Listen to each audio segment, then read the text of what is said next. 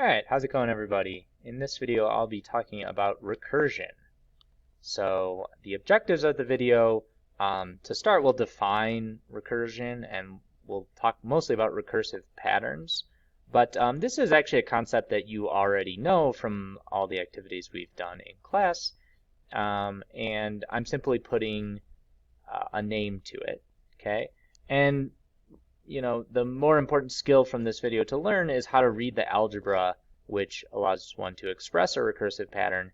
And this becomes a really powerful skill when you can combine the algebra, which captures some pattern or models some pattern, with computers, which can do computations really quickly. So this is a really practical idea when you get down to it. But let's start with the basics here. Just a definition. So the simplest definition I could come up with for recursion is like repeatedly applying a process or a rule to build something. So this is a very general definition. Notice that the word recursion has the word recur in it, right? Something which recurs, happens over and over. And in engineering and mathematics, when we talk about recursion, we're talking about processes or systems that are built in this sort of sequential way where each step builds off the previous step. Okay, and so some kind of high-level examples here, like the steps that you would take to wash dishes are pretty recursive, right? You're going to kind of repeat these steps. You're going to take a dish, you're going to get it wet, you're going to scrub, you're going to dry, and then repeat each dish. In computer science especially, you'll see this a lot. So for those of you interested in computer science, this is a topic that will come up again and again and again. That was almost a recursive joke if I had kept saying again and again. Yeah, so it's a hugely important topic in computer science and programming because computers are really, really good at repeatedly doing a computation. Okay. And I just pointed out here in science, nature, this is sort of for those of you into the artsy things, that would be me included too. But nature has many shapes and structures that are built up recursively, and I just put a few examples you see. So it's almost like nature understands how to, it understands successful strategies and how to repeat those strategies over and over to build structures. So like, for example, the tree, right? Like if you've ever broken off a little like twig from a tree, the like little twig looks like a miniature version of the whole tree. And so like trees just keep branching, and they have the strategy of repeatedly branching to grow, right? You can see this this sort of succulent or whatever this plant here is also has like a recursive property to its structure, sort of how it's growing there. Snowflakes, also another thing where if you kind of keep zooming in, you'll see like this repeated structure which makes the foundation of the snowflake.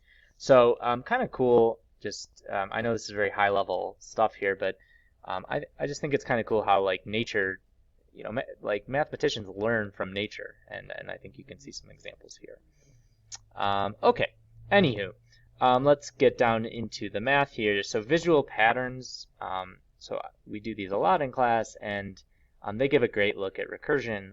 So you are familiar with this, and many of you have pointed out this aspect of these patterns in your assignments, even if you didn't explicitly name it. But we see in visual patterns how each shape builds off the previous one. So let's do a really quick, simple example here. I have a visual pattern that shows some sort of hexagon shape that's growing and changing from one figure to the next to the next.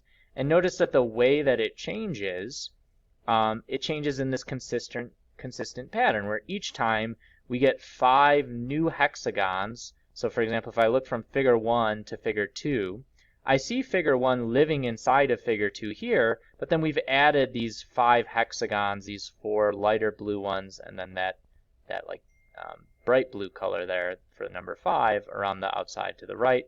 And then from figure 2 to figure 3, I see figure 2 inside of figure 3, and then I've added 4 purpley ones and the bright blue one there to make 5.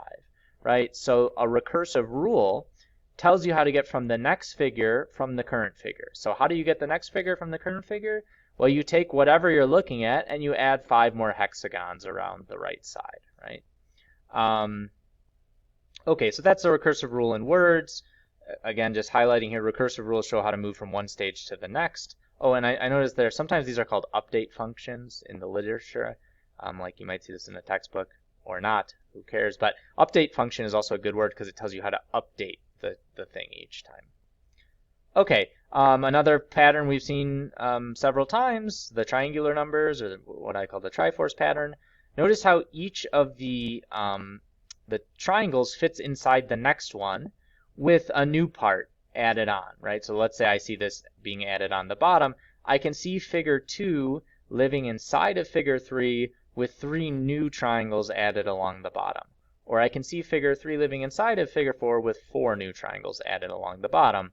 And so then the recursive rule in words here, well, the next figure, it looks like the current figure, but you're adding a row of triangles at the bottom, and specifically how many are you adding? You're adding the next figure number at the bottom. So for example, to go from figure 3 to figure 4, the current figure is figure 3, the next figure is figure 4, and notice I add 4, the next figure number, triangles to the bottom of figure 3 to get the new shape. And you could keep iterating this thing to build out to figure 5 and 6 and so on and so forth. Okay. Okay, and one cool thing, well, I think it's cool, and this isn't often sort of talked about, is that like literally all the functions you see can be understood in terms of, so in whatever high school math class you're taking, can be understood in terms of recursion. And even more than that, it's very often the case that when you say get out a calculator and you type in some function and you ask it to evaluate that function, the routine that the computer is running is a recursive routine. This often happens. So I just wanted to point that out. I think it's cool. It's a unifying theme in mathematics and particularly in high school math. That's why I use these visual patterns so much, because I think they really illustrate the idea of how these types of patterns change. Okay, so the last thing I want to talk about here is, all right, you know, it kind of makes sense. We got some high-level frou-frou ideas of recursion in nature, and it's pretty, and it builds things using this repeated application of a rule. But, you know, can we capture this algebraically? Okay, and if you can capture it algebraically, it becomes a very powerful tool to combine with computers. Okay, and that's what I say here. We can write down the recursive rule algebraically, and computers love it. They're very competent at computing, hence the name computer. Okay, so let's look at an example here. Let's do the same example with all these hexagons again. So again, the pattern, if we were just counting the number of hexagons, the pattern is add 5 new hexagons each new figure. So to get from the current figure to the next figure, you add 5.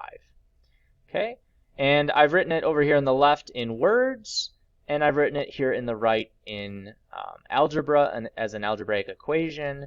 The variables here, x is the figure number and h is the number of hexagons that there are in that figure. So you get this thing that kind of looks like maybe you first look at this, you're like, what in the heck is this ugly mess of an algebraic equation? But maybe you can kind of see like what it's trying to say, right? Like I see a +5 here, and that makes sense to me. But what about this other stuff? Let's just sort of decompose it into simpler pieces. And I would also say make sure that you're comfortable with function notation and you've watched that lecture video on function notation, because that's what we're using here. We're using the function notation h of x, right? H of x means the number of hexagons at figure x. But let's see how we can handle this. So try plugging in. That's the simplest way. Okay. So if I try plugging in, so let's say I want to understand this algebra here. And now, of course, you know how to fill this data table out because you've already seen the visual pattern it comes from, where it adds 5 each time.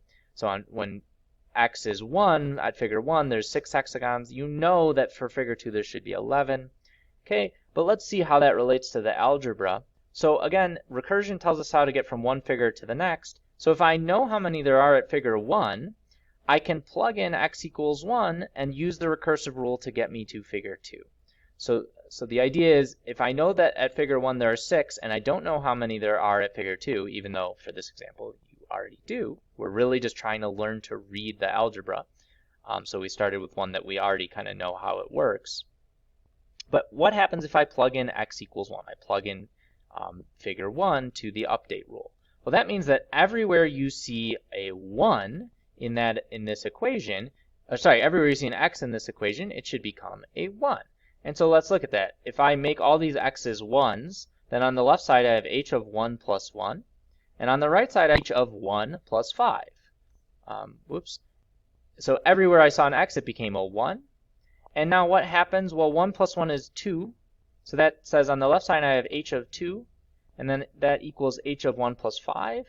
And if we look at what this means in words, the left side is saying h, the number of hexagons at figure 2, is equal to the number of hexagons at figure 1 plus 5, which we already knew, right? So I think it makes it a little bit more clear. While the algebra might look a little intimidating at first, if you just go ahead and plug in a number, it becomes hopefully more interpretable. So right, in this case, we're just saying the number of hexagons at figure 2 is the number of hexagons at figure 1 plus the 5, right?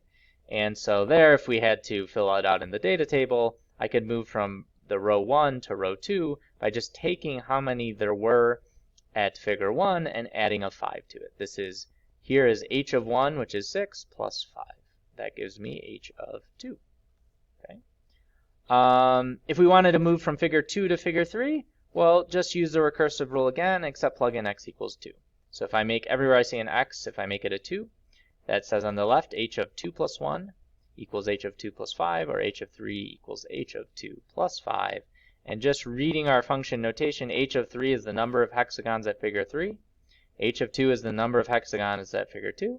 And so this equation just says the number of hexagons at figure 3 equals the number of hexagons at figure 2 plus 5. Okay? And if you wanted to put this in the data table, right, so to get from row 2 to row 3, you take how many there were and you add a 5 at the end. Of course, 6 plus 5 is 11, and 6 plus 5 plus 5 is 16. But we see this repeated addition showing up. All right, and so then if eventually you do a few examples of this and you don't really need to plug in anymore, and you can just start to read what it's saying, right? So in words, the left side says the number of hexagons at figure x plus 1 equals the number of hexagons at figure x plus 5 more.